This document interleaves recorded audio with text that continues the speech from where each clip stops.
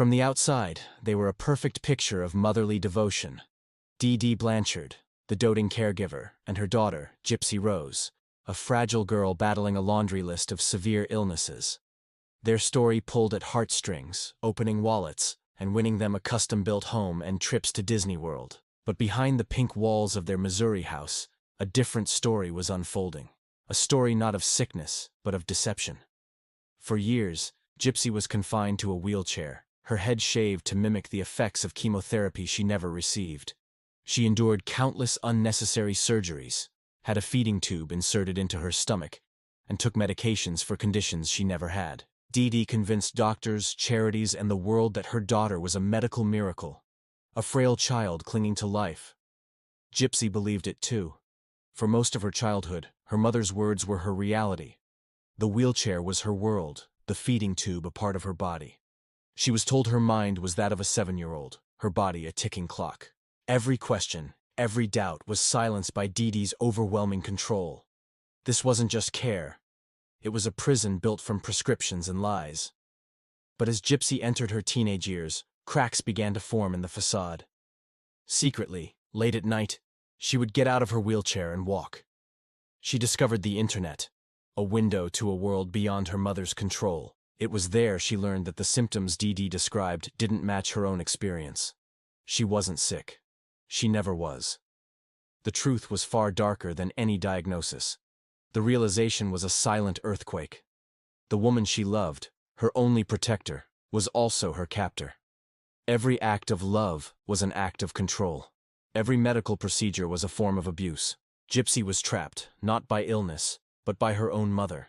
She dreamed of a normal life, of walking freely, of falling in love, of simply being herself. But how could she escape a prison where the warden was her only family? Online, she found a connection she craved, a man named Nicholas Godejohn. To him, she wasn't the sick little girl from the news stories. She was a woman, desperate for freedom. Their online romance blossomed into a fantasy of escape. But as their conversations grew more intense, their fantasy took a dark and desperate turn. Freedom, they decided, had a price. The plan was born in the shadows of secret text messages. If Gypsy couldn't escape her mother, then her mother would have to disappear.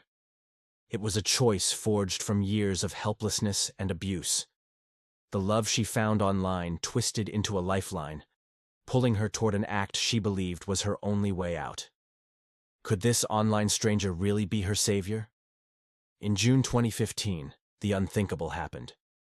Dee Blanchard was found dead in her home. The crime scene was brutal, and the community was horrified. Where was the sweet, disabled Gypsy? A chilling Facebook post from Gypsy and Dee's shared account read, "That bitch is dead." Concern turned to a frantic, nationwide search for the missing, vulnerable girl. The search ended not with a kidnapping rescue, but with a shocking arrest. Gypsy Rose and Nicholas Godejohn were found in Wisconsin. And then came the biggest bombshell of all. Gypsy could walk. She was perfectly healthy. The frail, sickly child the world had rallied behind didn't exist. The truth of Munchausen by proxy was revealed, and the story exploded across the globe. The narrative immediately fractured. Was Gypsy a cold-blooded killer who manipulated a boyfriend into doing her bidding?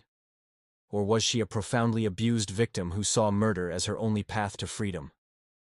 The public was divided. Her trial became a lightning rod for debates on abuse, victimhood, and justice. She had escaped one prison only to find herself facing another. The court heard harrowing details of the abuse, the pulled teeth, the unnecessary surgeries, the psychological torment. Gypsy pleaded guilty to second-degree murder, accepting a 10-year prison sentence.